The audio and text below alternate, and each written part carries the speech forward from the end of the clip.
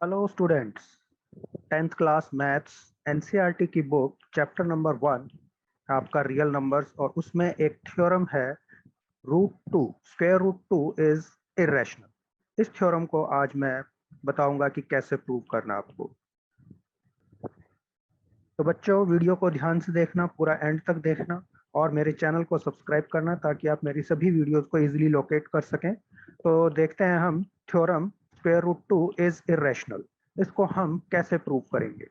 इसको प्रूव करने के लिए हम यूज करते हैं कॉन्ट्राडिक्टरी मेथड। कॉन्ट्राडिक्टरी मेथड क्या होता है? कॉन्ट्राडिक्टरी मेथड का मतलब होता है कि जो हमें प्रूव करना है उसका अपोजिट, बिल्कुल अपोजिट हम सपोज कर लेते हैं, राइट। जैसे यहाँ पर आपको प्रूव करना है square root two is irrational, तो हम क्या करते हैं? अगर square root two irrational prove करना है तो हम इसका अपोजिट सपोज कर लेते हैं। मान लेते हैं कि स्क्वायर रूट टू एक रैशनल नंबर है, तो हम सपोज कर लेते हैं let square root two is a rational number. अगर हम रैशनल नंबर सपोज करते हैं तो आपको रैशनल नंबर की डेफिनेशन मालूम है कि क्या होती है।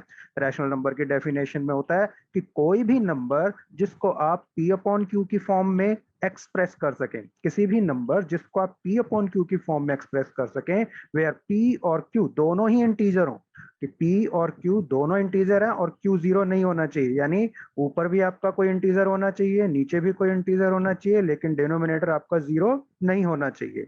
तो अगर किसी भी नंबर को आप p अपॉन क्यू की फॉर्म में लिख सकते हैं इस तरीके से कि ऊपर नीचे इंटीजर है, तो आपका रैशनल नंबर होता है।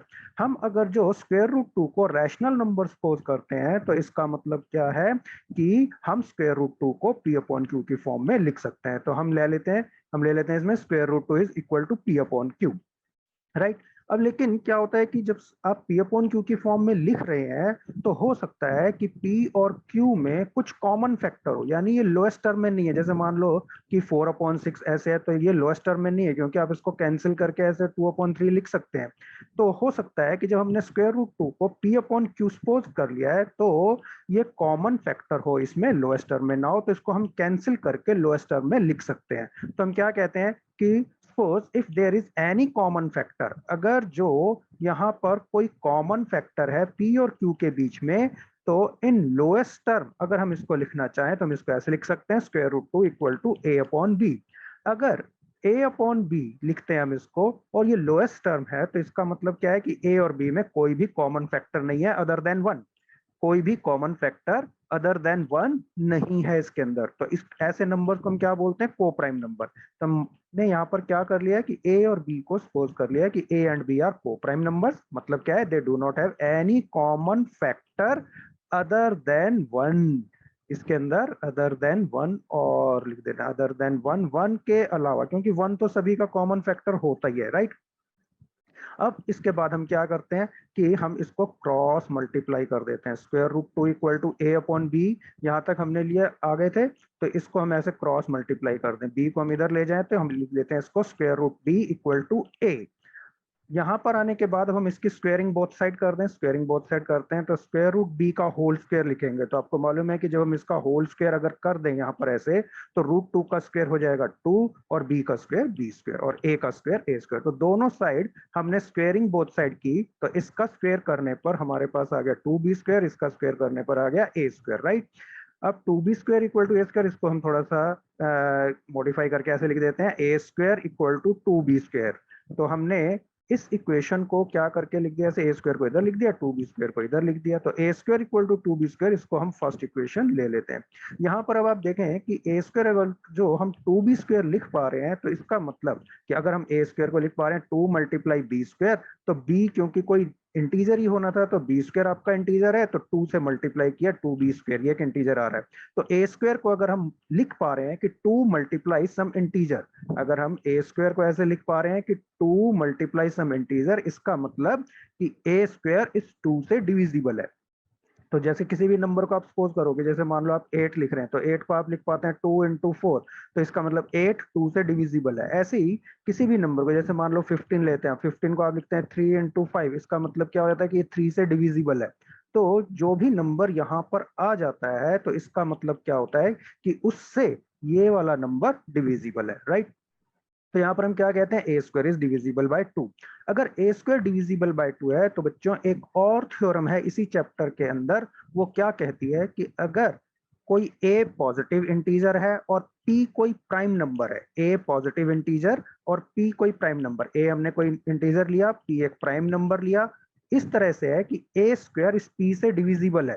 तो यहाँ पर ये स्टेटमेंट मैंने लिखी है, देखो वो थ्योरम क्या कहती है कि अगर ए स्क्वायर डिविजिबल है by a prime number p, कोई भी पॉजिटिव इंटीजर का स्क्वायर अगर प्राइम नंबर पी से डिविजिबल है तो a is also divisible by p where a is positive integer, right. ये यहाँ पर आपको स्टेटमेंट लिख कर दी है कि ए कोई पॉजिटिव इंटीजर है, पी कोई प्राइम नंबर है और ए स्क्वायर पी से डिविजिबल है। यहाँ पर पी देखो प्राइम नंबर कह रहे हैं तो 2 इज ए प्राइम नंबर, आपको मालूम है 2 एक प्राइम नंबर होता है। तो इस थ्योरम के अकॉर्डिंग कि अगर ए स्क्वायर 2 से डिविजिबल है तो a is also divisible by 2, right.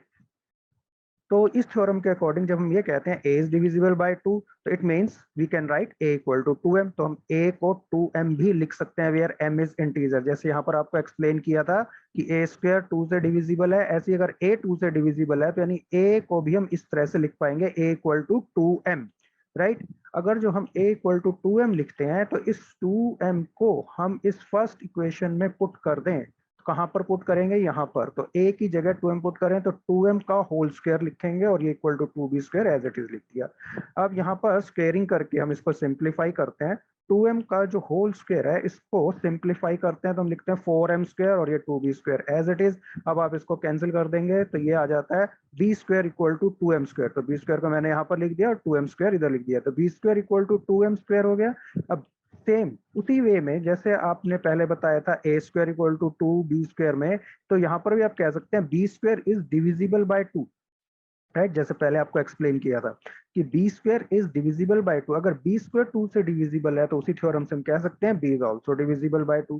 तो b स्क्वायर 2 से डिविजिबल तो b is also divisible by 2। It means अब आप देखें कि पहले हमने ये बताया था कि a इज डिविजिबल बाय 2, यहाँ पर कि a इज डिविजिबल बाय 2, अब हम कह रहे हैं b इज डिविजिबल बाय 2। इसका मतलब both a and b are divisible by 2, a और b दोनों ही 2 से डिविजिबल हो गए, इसका मतलब 2 इज देयर कॉमन फैक्टर।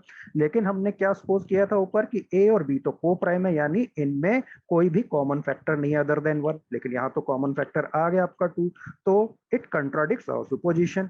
ये आपके क्या हुई कि ये हमारी सुपोजिशन कॉन्ट्राडिक्ट कर रही है। हमने क्या सपोज किया था, यानी ये कॉन्ट्राडिक्शन क्यों आ रही है, क्योंकि हमने सपोज किया था कि स्क्वायर रूट आपका रैशनल नंबर है, तो इट मींस हमारी सुपोजिशन जो है रॉन्ग है, तो हम कहेंगे कि स्क्वायर रूट 2 इज इररेशनल। तो इस मेथड को हम बोलते हैं कॉन्ट्राडिक्टरी मेथड, कि हमने जो सपोज किया था कि स्क्वायर रूट 2 रैशनल है, उससे हमने कुछ कंक्लूजन निकाले और लास्ट में देखा कि ऐसा आपकी कुछ स्टेटमेंट आ जाती हैं कंक्लूजन निकालते निकालते कि वो स्टेटमेंट कॉन्ट्राडिक्ट करती हैं, राइट। तो इससे प्रूव होता है कि हमने जो सपोज किया था वो गलत है, तो it means square root 2 rational नहीं इररेशनल है, राइट। तो दैट्स ऑल, थैंक यू।